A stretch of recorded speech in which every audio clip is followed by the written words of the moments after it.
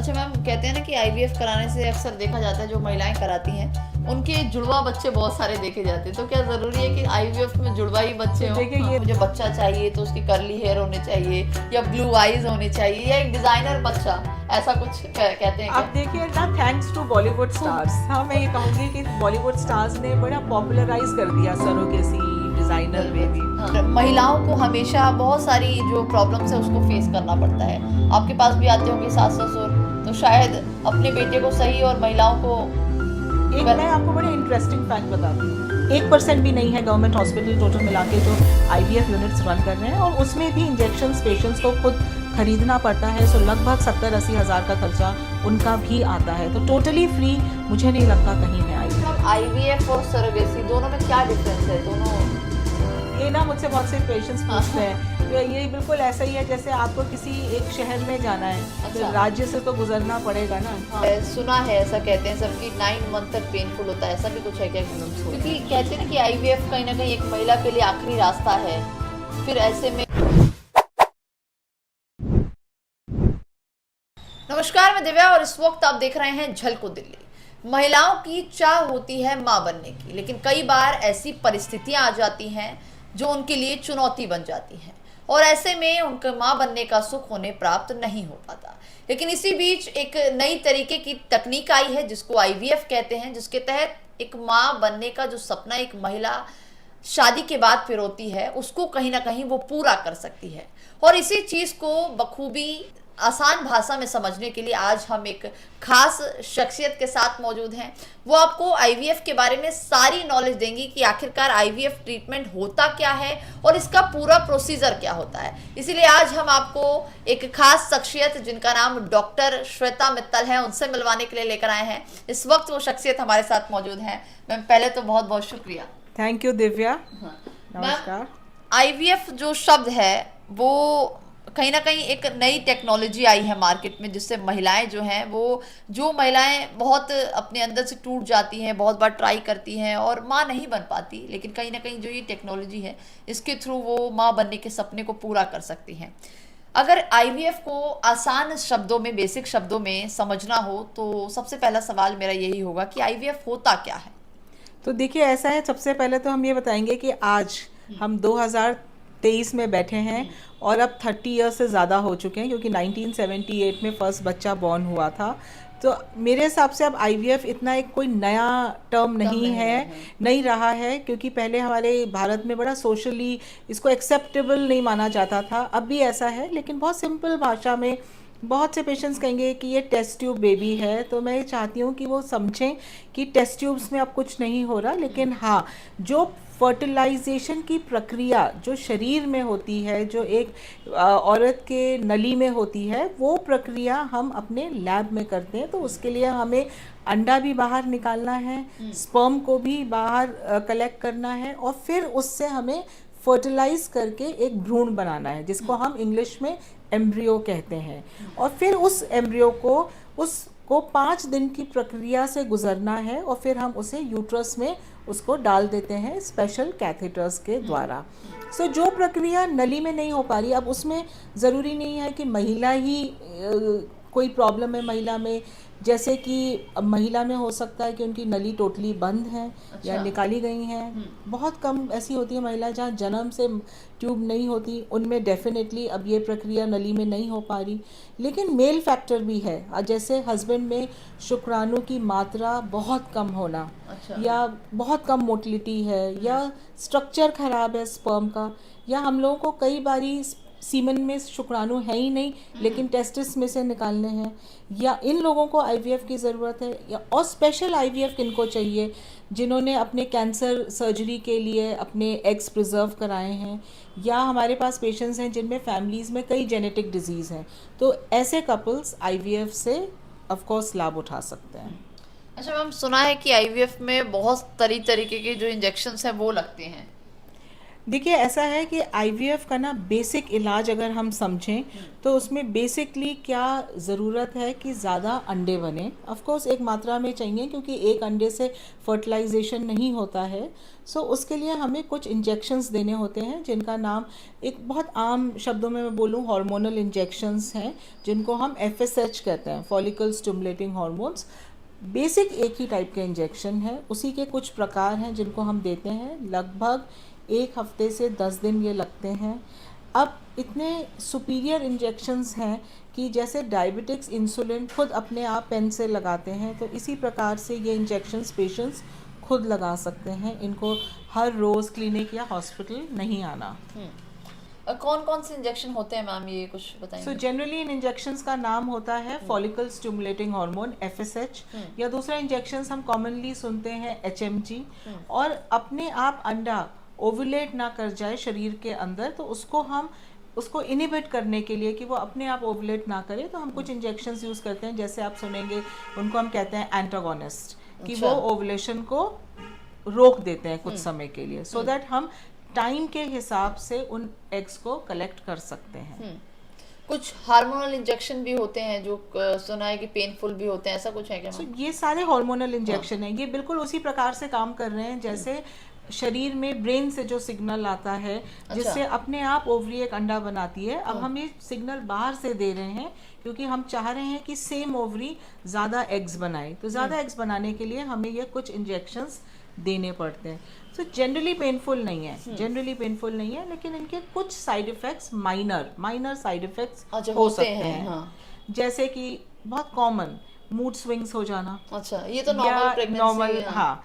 Second हो सकता है कि पेट में हल्का सा हैवीनेस होने लगी बिकॉज अब आपके एग ज़्यादा बन रहे हैं, ओवरीज थोड़ी साइज में बड़ी हो रही हैं। तीसरा हो सकता है कि थोड़ा आपको पेट में हल्का सा खिंचाव महसूस होने लगे या पेन होने लगे या थोड़ा नौशिया की फीलिंग आ गई, लेकिन इससे ज़्यादा मेजर साइड इफ़ेक्ट्स आईवीएफ में बहुत कम है। अच्छा। हाँ। अच्छा मैम, कई बार हमने देखा है कि जो आईवीएफ है, सुना है ऐसा कहते हैं सबकी 9 मंथ तक पेनफुल होता है, ऐसा भी कुछ है क्या? कि हाँ, तो अब ये भी बहुत अच्छा आपने सवाल पूछा। देखिए ऐसा है कि आईवीएफ में शुरुआत के 2 महीने जब हम एम्ब्रियो डाल देते हैं उसके बाद प्रोजेस्ट्रॉन सपोर्ट देते हैं। अब ये प्रोजेस्ट्रॉन सपोर्ट आमतौर इंजेक्शंस के द्वारा नहीं होती, ये इंसर्ट करने वाली दवाएं हैं, खाने वाली दवाएं हैं, और बहुत ही लिमिटेड मात्रा में मैं कहूँगी कुछ पेशेंट्स होते हैं जिनको हमको इंजेक्शंस देने पड़ते हैं, बट वो भी जस्ट प्रेगनेंसी टेस्ट पॉजिटिव आने तक। उसके बाद नेक्स्ट 2 महीने डेफिनेटली कुछ हार्मोनल दवाइयाँ मिलती हैं जो प्रेगनेंसी को सपोर्ट करती हैं, जिसे हम प्रोजेस्ट्रॉन कहते हैं। लेकिन 2 महीने के बाद इस प्रेगनेंसी को भी एक आम प्रेगनेंसी की तरह ट्रीट किया जाए, उसी प्रकार से जिस प्रकार एक आम गर्भवती महिला आयरन या कैल्शियम लेती है, उसी प्रकार से ये भी लेंगी। सो इनमें हमें ये नहीं समझना चाहिए कि नहीं ये आईवीएफ के द्वारा प्रेग्नेंट है तो हमें इनको कोई स्पेशल हार्मोनल दवाएं देनी है 9 महीने, नहीं, ये गलत फहमी है। अच्छा, कई बार ये भी होता है कि जो पीसीओडी आजकल बहुत कॉमन हो गया है, पीसीओडी के जो पेशेंट होते हैं, क्या वो भी आईवीएफ कंसीव कर पाते हैं, आईवीएफ से बेबी? देखिए पीसीओएस ना एक पहली बात तो डिजीज नहीं है, ये एक सिंड्रोम है। अब आप देख रहे हैं जैसे इंडिया में इतनी डायबिटीज है, उसके साथ हमारी अर्बन पॉपुलेशन जो सिटीज में रह रही है वहाँ मोटापा ज़्यादा हो गया है, तो ये हार्मोनल डिस्टर्बेंस ला रहा है लड़कियों में, जिसको हम पॉलीसिस्टिक ओवेरियन सिंड्रोम कहते हैं। बेसिक प्रॉब्लम इनमें ये है कि इनके रेगुलरली एग नहीं बन पाता है, ओवुलेशन नहीं होता है, पीरियड्स लेट हो जाते हैं। सो ये समझिए कि इन महिलाओं को प्राइमरीली आईवीएफ की बिल्कुल ज़रूरत नहीं है। 70 से 80% अपने आप ही दवाओं से प्रेग्नेंट हो जाएंगी। उसके साथ अगर वह अपना डाइट, लाइफस्टाइल मॉडिफिकेशन करें, एक्सरसाइज लाएं अपनी रेजीम में, तो वो नेचुरली प्रेग्नेंट हो सकती हैं। सो पीसीओएस की महिलाओं को आईवीएफ की आवश्यकता बहुत कम है। अच्छा, कम हो जाती है, बहुत कम है।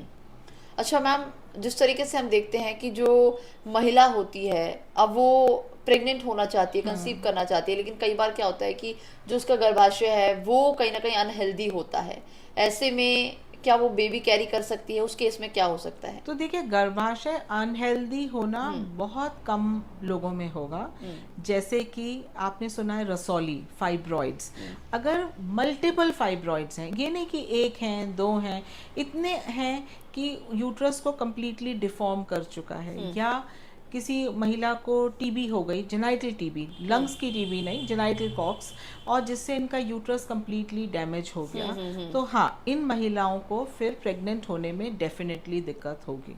बट ज़्यादातर महिलाओं की यूट्रस हेल्दी है, और हमें ये नहीं सोचना चाहिए कि यूट्रस में बहुत ज़्यादा प्रॉब्लम्स हो रही क्योंकि हैं। कहते हैं ना कि आईवीएफ कहीं ना कहीं एक महिला के लिए आखिरी रास्ता है, फिर ऐसे में तो ये सवाल आपने अच्छा पूछा, क्योंकि मैं बहुत सारे कपल्स को ये बताती हूँ कि ये एंड ऑफ द रोड नहीं है। अच्छा। IVF end of the fertility road नहीं है, क्योंकि आज की डेट में हम अराउंड 30% पेशेंट्स का अनएक्सप्लेन कारण की वजह से भी आईवीएफ कर रहे हैं। अच्छा। जहाँ उनकी नली खुली है, सीमन भी ठीक है, एग भी बन रहा है, लेकिन प्रेग्नेंट नहीं हो रहे। अब ये पेशेंट्स, इनमें है कैपेसिटी कि ये फ्यूचर में नेचुरली प्रेग्नेंट हो सकते हैं। ऑल्सो कुछ कपल्स जो मेल फैक्टर के लिए कर रहे थे आईवीएफ, माइल्ड मेल फैक्टर था, नहीं हो रहे थे प्रेग्नेंट, या कोई सिंपलर प्रोसीजर्स हुए जैसे आईयूआई, नहीं हुए प्रेग्नेंट, तो वो कपल्स भी जब आईवीएफ कराते हैं तो उनका चांस रहता है कि वह नेचुरली प्रेग्नेंट हो सकते हैं। अच्छा, मतलब आईवीएफ कराने के बाद भी एक चांस होता है कि एक महिला नॉर्मल प्रेग्नेंट हो सकती है। बिल्कुल, अनलेस उनकी दोनों ट्यूब्स निकाली गई हैं, टोटली बंद है, या बहुत सीवियर एंडोमेट्रियोसिस है, जैसे बहुत सी पेशेंट्स को होता है, या टीबी की वजह से कुछ नली बिल्कुल बंद हो गई, या मेल फैक्टर इतना सीवियर है हस्बैंड तो में, शायद ये रेयर केसेस में ही होता होगा मैम कि तो आईवीएफ उनको बार बार आईवीएफ चाहिए, बार बार चाहिए उनको चाहिए, हाँ, सेकंड बच्चे के लिए भी चाहिए। तो आईवीएफ से हार्डली कितने बार वो ट्राई कर सकती हैं बेबी के लिए? देखिए, आईवीएफ का कोई नंबर नहीं है, लेकिन जनरली जिनको प्रेग्नेंट होना है वो 2, 3, या कुछ पेशेंट्स हैं जो 4 साइकिल्स भी करा रहे हैं, उससे ज़्यादा भी करा रहे हैं। बट हाँ, मैं ये कहूँगी कि on an average 2 cycle IVF में हमें ये जानकारी मिल जाती है कि कहाँ चीज़ें वर्क नहीं कर रही हैं, और 70% पेशेंट्स मुझे लगता है प्रेग्नेंट हो जाएंगे, जो काफ़ी बड़ा नंबर है। अच्छा, सरोगेसी मदर भी, सरोगेसी जिस तरीके से की जाती है, कहीं ऐसा हो कि आईवीएफ 2 बार ट्राई करा, हो गया, लेकिन थर्ड टाइम भी उसको बेबी चाहिए, तो वो अगर आईवीएफ के थ्रू ना हुआ तो सरोगेसी? देखिए, ऐसा है कि इन इंडिकेशंस के लिए सरोगेसी नहीं है। नंबर 1, अब जो नया रूल आया है, जो नया आईवीएफ लॉ है, वह एक बच्चे को अलाउ करता है, अनलेस वो बच्चा फिजिकली चैलेंज्ड है तो वो अलाउ करेगा for second baby through surrogacy. तो एक तो हमें ये समझना है। सो ये जो सवाल है अब वो ख़त्म हो गया इंडिया में, क्योंकि अब वो सेकंड या थर्ड बच्चे के लिए सरोगेसी नहीं ऑप्ट कर सकते। नंबर 2, जब तक कोई वैलिड मेडिकल रीज़न नहीं होगा, आप सरोगेसी नहीं सजेस्ट कर सकते। अच्छा मैम, आईवीएफ और सरोगेसी दोनों में क्या डिफरेंस है? दोनों ये ना मुझसे बहुत से पेशेंट्स पूछते हैं, तो ये बिल्कुल ऐसा ही है जैसे आपको किसी एक शहर में जाना है, तो राज्य से तो गुजरना पड़ेगा ना। आपको यूपी में जाना पड़ेगा लखनऊ पहुंचने के लिए। तो आईवीएफ एक जनरल टर्म है, आईवीएफ एक फर्टिलाइजेशन का तरीका है, और सरोगेसी एक आईवीएफ का पार्ट है, जिसे हम थर्ड पार्टी रिप्रोडक्शन कहते हैं। सरोगेसी में भी आईवीएफ तो करना पड़ेगा, जिसमें सरोगेट एक वह महिला है जो ना अपना अंडा दे रही हैं, वह सिर्फ अपनी यूट्रस को यूज़ कर रही हैं एक प्रेगनेंसी कैरी करने के लिए। तो क्या लगता है बहुत सारे पेशेंट इसकी तरफ जाते हैं करवाने के लिए? देखिए, ऐसा है, रियलिस्टिकली हमारे गंगाराम हॉस्पिटल में हमने अपना डेटा निकाला, और हमने देखा कि हमारे एक्चुअल जेन्युइन सरोगेसीज जो हुई वह सिर्फ 1% थी। 1%, हाँ। यस। सो सरोगेसी की रिक्वायरमेंट 1 to 2% से ज़्यादा मेडिकली इंडिकेटेड सरोगेसी नहीं होगी, या मैक्सिमम हो जाएगी तो 3% हो जाएगी। क्या लगता है मैम, सरोगेसी लोग करवाना नहीं चाहते, या बहुत नीड हो बहुत तब जाकर करवाते हैं? देखिए, पहले सरोगेसी में एक कॉस्ट आती थी, आईवीएफ से हटकर कॉस्ट आती थी। सो नेचुरली लोग आईवीएफ सरोगेसी के लिए नहीं जाएंगे। हर महिला का एक एम होता है कि वो प्रेगनेंसी खुद से कैरी करे, बिकॉज वो जो एहसास है वो सरोगेसी में नहीं आ सकता। नंबर 2, सरोगेसी एक मेडिकली वैलिड इंडिकेशन के लिए की जा सकती है, जैसे जन्म से ही यूट्रस नहीं है। महिलाएं होती हैं जिनकी जन्म से यूट्रस एब्सेंट है, या जो मैंने भी बताया कि इतनी रसौली है कि यूट्रस डैमेज्ड है, या एंडोमेट्रियोसिस का एक पार्ट होता है जिसको हम एडिनोमायोसिस कहते हैं, लार्ज एडिनोमायोसिस है, या पहली डिलीवरी के दौरान इतनी ब्लीडिंग हुई कि यूट्रस निकालनी पड़ी सिजेरियन के वक्त। तो ये सारी इंडिकेशंस हैं, या कोई ऐसी मेडिकल इंडिकेशन है। जैसे मैं आपको बताती हूँ, कुछ साल पहले मैंने एक आईवीएफ किया था सरोगेसी की, तो माँ में जो पेशेंट आई उनकी माँ में एक ऐसी जेनेटिक प्रॉब्लम है कि हर बारी 50% बच्चों को एक सीवियर हार्ट प्रॉब्लम हो जाएगी, जिसे हम कहते हैं डायलेटेड कार्डियोमायोपैथी। सो मदर को थी, उनकी डॉटर को हुई, वो प्रेग्नेंट हुई तो उनको प्रेगनेंसी टर्मिनेट करानी पड़ी बिकॉज हार्ट बहुत इफेक्ट हो रहा था। सो विद आईवीएफ हमने स्पेशल प्रोसीजर किया जिसको हम आज की डेट में पीजीटी-एम कहते हैं, जिसमें जो जेनेटिक डिजीज था, जो जेनेटिक कारण था, उसको भी हमने हटा दिया एम्ब्रियो में से, और एक नॉर्मल हेल्दी बच्चा फिर सरोगेट ने कैरी किया। सो ऐसी सिचुएशंस हैं जहां सरोगेसी डेफिनेटली रिक्वायर्ड है। अच्छा, जैसे अभी आपने ये बताया कि हार्ट डिसीज थी, उनको भी थी, उनकी मदर को भी थी, और ये आपको डाउट था कि शायद उस बच्चे में ना हो। तो जेनेटिक डिसीजेस जो होती हैं, जब कपल आपके पास आता है, अगर उनमें है तो क्या पॉसिबिलिटी है कि जो बच्चा होगा उसके अंदर भी वो हो? तो देखिए, डिपेंड्स करता है कि कपल में किस प्रकार की जेनेटिक डिजीज है। एक वो है जिसमें फादर भी कैरियर है, मदर भी कैरियर है, उसमें 25% चांस रहेगा कि बच्चा मेजरली अफेक्टेड होगा, और 50% चांस होगा कि वो एक कैरियर निकलेगा। तो इस केस में जैसे कि मैं आपको एग्जांपल देती हूँ, थैलेसीमिया। अब हमारे पास बहुत से पेशेंट्स डिलीवर होते हैं जहाँ प्रीवियसली बच्चे थैलेसीमिया से अफेक्टेड हैं, माँ बाप कैरियर हैं, वो आईवीएफ कराते हैं so that they thalassemia free embryo को, तो हम जेनेटिक टेस्टिंग करते हैं, ये देखते हैं कि इन एम्ब्रियो में थैलेसीमिया मेजर नहीं है, और फिर उन एम्ब्रियोज को हम डाल के प्रेगनेंसी अचीव कराते हैं। अब जैसे हाल ही में एक अफ्रीका से पेशेंट आई जिनका एक बच्चे को सिकल सेल डिजीज़ है। अब उसमें वो एक्स लिंक डिसऑर्डर है, तो अब माँ चाहती है कि एक बच्चा बॉर्न हो जिसमें ये डिजीज भी नहीं हो, और वो HLA टाइप्ड हो। HLA टाइप्ड हो दैट मीन्स जो न्यू बॉर्न, जो नेक्स्ट बच्चा पैदा होगा, तो वो एटलीस्ट बोन मैरो दे सकता है कि वो जो अफेक्टेड बच्चा है वो ट्रीट हो जाए। अच्छा, ऐसा भी कुछ होता है? ऐसा भी होता है। और वो इंडिया में हमारे यहाँ अलाउड है HLA। सो वो एक और एडवांस लेवल ऑफ IVF है। ठीक है। अच्छा, एक सवाल और है कि डोनर एक्ट जो है वो अभी बहुत सुनने में आ रहा है कि महिलाओं का जो है डोनर, जब एग होता है उसको तो बाहर से डोनेट कर लिया जाता है, लेकिन जो पुरुष होते हैं कहीं ना कहीं बहुत बार देखा जाता है कि बहुत पॉजेसिव होते हैं अपने स्पर्म को लेकर। तो क्या लगता है मैम, आपके पास भी जब केसेस आते हो तो महिलाओं का तो वो कहते हो कि डोनर एग जो है वो डोनेट कर लो, लेकिन अब देखिए, अगर आप पूरे दुनिया को देख लीजिए, वर्ल्ड को, तो हमारी आधे से ज़्यादा कंट्री पेट्रियार्कल हैं, पेट्रियार्कल सोसाइटी में बिलीव करते हैं। अब आप चाइना को भी ले लें, तो इसलिए इंडिया में भी पुरुषों का स्पर्म अपना होना लोगों को लगता है वह बहुत ज़रूरी है। अब मेरे पास पेशेंट्स आते हैं जिसमें उनको कोई जेनेटिक डिजीज़ है, हम कहते हैं कि अच्छा एक ऑप्शन है कि आप एक अपना गैमीट, चाहे स्पर्म चेंज कर लीजिए, वो आसान है। लेकिन नहीं, जब वो डिसाइड करते हैं तो वो सोचते हैं कि हमेशा सुनने को आता है, वो बताएंगे हमें कि नहीं, हम एग चेंज कर लेते हैं लेकिन स्पर्म को हस्बैंड को ही रखना है। अच्छा मैम, कुल जो खर्चे की बात की जाए तो क्या लगता है आईवीएफ में कितना खर्चा आ जाता होगा अराउंड? अगर देखिए, आईवीएफ में लगभग 1.5 से 2 लाख का खर्चा आता है।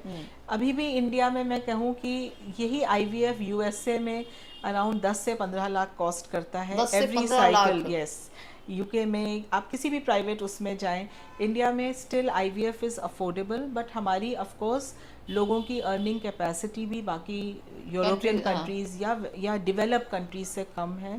बट आई वुड से कि अब विद बेटर पे स्केल्स लोग आते हैं, आईवीएफ कराते हैं, एक नहीं 2-2 साइकिल्स भी कराते हैं, लगभग अराउंड इतना खर्चा पड़ जाता है। जो बहुत अच्छे सेंटर्स हैं, अगर वो डिसाइड करें, एक प्रोटोकॉल बनाएं, पॉलिसी बनाएं, तो वो एक एम्ब्रियो डालेंगे। जैसे यूरोपियन कंट्रीज में होता है कि 37 से कम उम्र में एक ही डालना अलाउड है, तो हम ट्विंस और ट्विंस के कॉम्प्लिकेशंस को आराम से जूझ अच्छा, सकते पेशेंट हैं। आते हैं ये कभी कहते हैं आपसे कि हमें जुड़वा बच्चे ही चाहिए क्योंकि एक ही बार प्रेगनेंसी हम करेंगे, तो ऐसा? ये तो बड़ा आम होता है पेशेंट्स के, उनको लगता है, पहली बात तो पेशेंट्स को गलतफहमी होती है कि 2 एम्ब्रियो डाल दिए तो 50% है तो 100% हो गया। नहीं, वो नहीं होगा। तो may be marginally 10% pregnancy rate बढ़ जाएगा, लेकिन ट्विंस का जो इंसिडेंस है वो 50% बढ़ जाएगा। और ट्विंस में एबॉर्शन के रिस्क ज़्यादा है, ब्लीडिंग रिस्क ज़्यादा है, complications, diabetes, high blood pressure, बच्चों की ग्रोथ में डिस्कॉर्डेंसी। अब जैसे मेरे ही अपनी एक रिश्तेदार हैं, उनकी नेचुरल प्रेगनेंसी हुई लेकिन एक ही एग से 2 हो गए। अच्छा। अब उसमें इतनी डिस्क्रिपेंसी आ गई। कभी कभी ऐसा भी होता है कि एक बच्चा तो 1 किलो का बॉर्न करना पड़ा और एक बच्चा जो है वो 2 किलो का हो गया। सो ग्रोथ डिस्क्रिपेंसी, सो और उसके बाद 2 बच्चों को एक साथ पालना भी मुश्किल है। सो आपको लगता है कि हाँ, हमारे ट्विंस हो गए तो हमारी फैमिली कंप्लीट हो गई, लेकिन हमने किस एक्सपेंस पे इसको पाया वो बहुत इंपॉर्टेंट है ना। अब आप अगर पेशेंट्स देखेंगे तो डिफिकल्ट पेशेंट्स भी होंगे और इजी भी होंगे। मैं कहूँगी कि ज़्यादातर पेशेंट्स, ये टोटली डिपेंड करता है कि आपने उनकी क्या काउंसलिंग की। सबसे पहले उनको उनका रियलिस्टिक चांस ऑफ प्रेगनेंसी बताना बहुत ज़रूरी है। अगर मैं ये कहूँ हर पेशेंट का एक 60% प्रेगनेंसी का चांस है तो वो करेक्ट नहीं है। क्योंकि अगर मेरे पास एक 40 साल की महिला आए जिनका ओवेरियन रिजर्व बहुत कम है, उनका प्रेगनेंसी का चांस 15% भी नहीं होगा।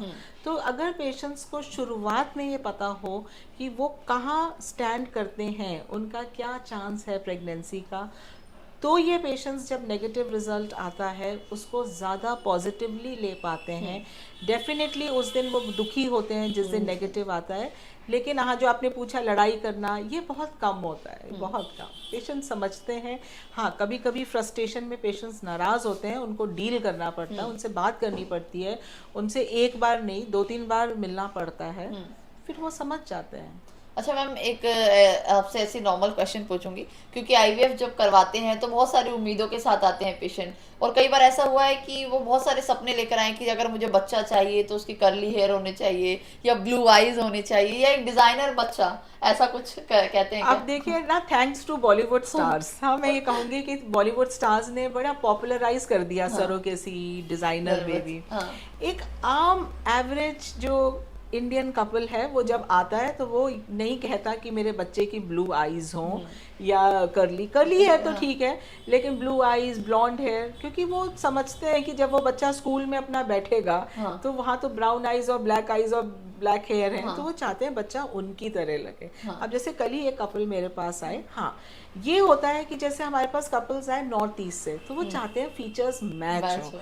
अब नॉर्थ इंडियन नहीं चाहेगा कि, क्योंकि आप हमारे इंडिया को ही देख लो, इतना डाइवर्स है, फीचर्स इतने अलग हैं, तो लोग ये चाहते हैं कि हम जिस प्रांत से हैं तो हमें प्रेफरेबली डोनर वैसा मिले। लेकिन designer babies, I think designer population में हो सकता है। अच्छा, एक आम पॉपुलेशन, अगर आईवीएफ के थ्रू ऐसा पॉसिबल है क्या कि अगर किसी और का एग या किसी और का स्पर्म से बेबी हो तो वो शायद उसका है, तो देखिए चेंजेस आ जाए? देखिए ऐसा है कि आईवीएफ में आप कपल का एग यूज कर रहे हैं और स्पर्म, जो उनकी बनावट है फिजिकल बच्चे में वही आएगी। उसमें कोई जेनेटिक इंजीनियरिंग नहीं हो सकती, उसमें कोई जेनेटिक मॉड्यूलेशन नहीं हो सकता कि बच्चे में क्या आई कलर बदल जाए। वो तभी हो सकता है कि अगर उन्होंने, सपोज उनको डोनर एग की ज़रूरत है और उन्होंने कहा हमें डोनर ऐसा चाहिए जिसकी ब्लू आईज हो, तो वो कैरेक्टरिस्टिक्स आ सकते हैं बच्चे में। हाँ। अच्छा मैम, कोई सक्सेसफुल स्टोरी आप बताएंगी जो आईवीएफ के थ्रू आपने की हो और बहुत सक्सेसफुल, और पेरेंट्स जो है वो बहुत खुश रहे हो आज तक की, आपकी कोई बेस्ट स्टोरी? देखिए ऐसे बहुत से इंटरेस्टिंग केसेस होते हैं, लेकिन मैं आपको बताती हूँ कि एक पेशेंट थी जो रेकरेंट फाइब्रॉइड्स की थी, जिनको आईवीएफ की ज़रूरत थी, और उनके बार बार यूट्रस के अंदर फाइब्रॉइड्स हो जाते थे, इनर कैविटी में हो जाते थे। 10 साल से वे जूझ रही थी, तो मुझे उनकी 2-3 बार सर्जरी करनी पड़ी।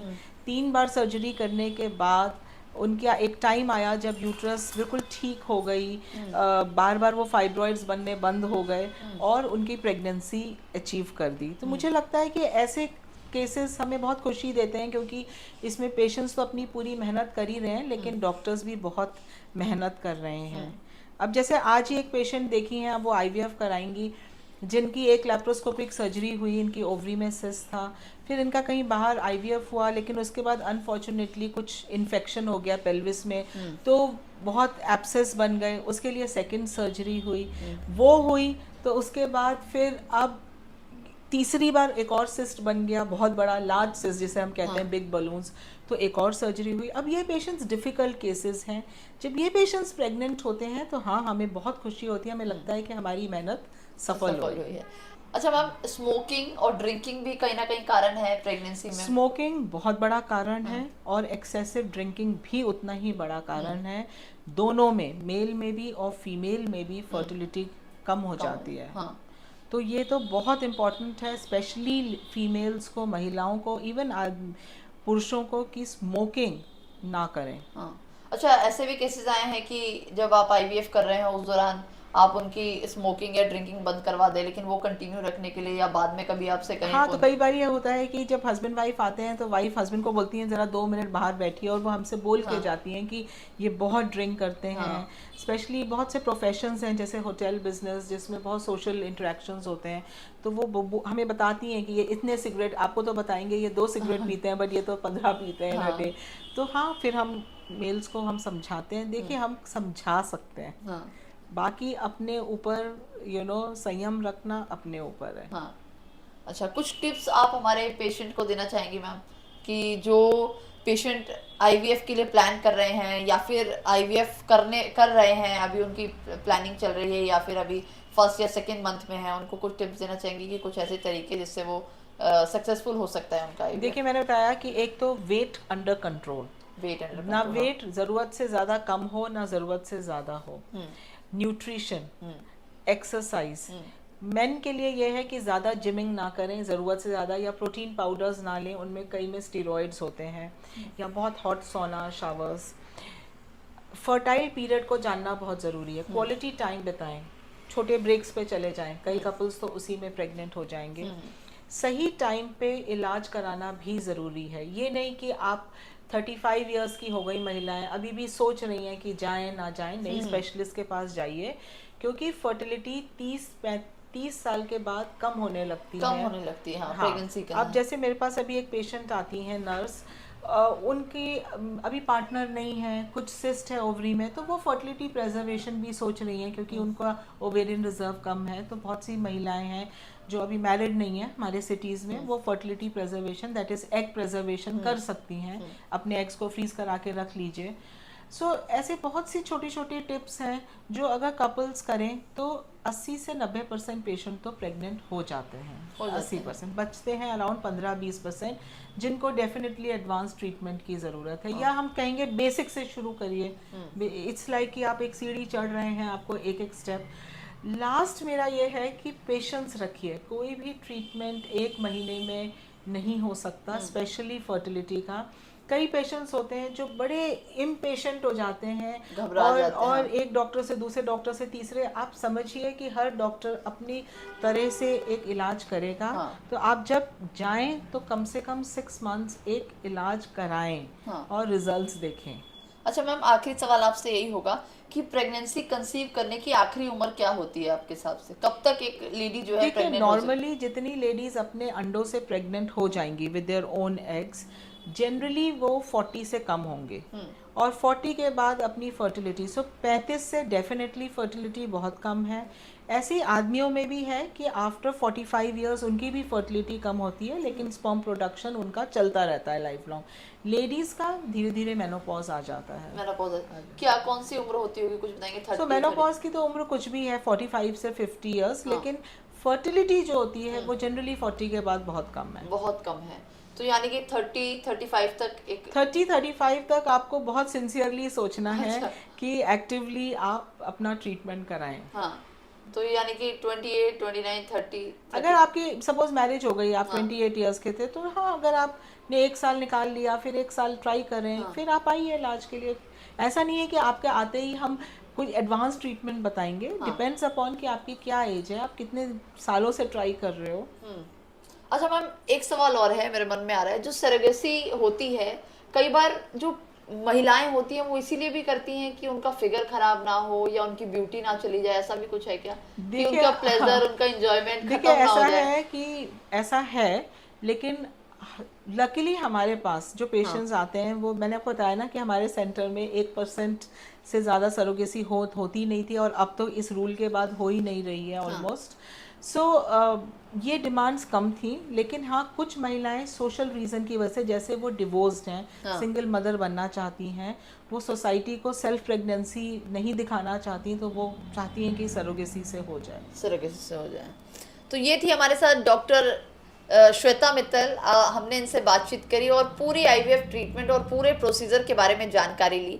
आपको ये वीडियो कैसी लगी कमेंट करके ज़रूर बताइएगा, और आपके मन में अभी भी कोई भी सवाल उठ रहा है आईवीएफ से रिलेटेड, या आप प्लानिंग कर रहे हैं, या आपने अभी अभी रिसेंट में ऐसा कुछ सोचा है, तो ज़रूर कमेंट करके हमें बताइएगा। हम आपके सभी सवालों के जवाब जो हैं डॉक्टर श्वेता मित्तल से मिलकर ज़रूर देंगे। फिलहाल के लिए बस इतना ही। डॉक्टर श्वेता मित्तल आपको कैसी लगी, इनकी बातें कैसी लगी, और हमारी ये वीडियो आपको इन्फॉर्मेटिव लगी या नहीं लगी, कमेंट करके ज़रूर बताइएगा। फिलहाल के लिए बस इतना ही।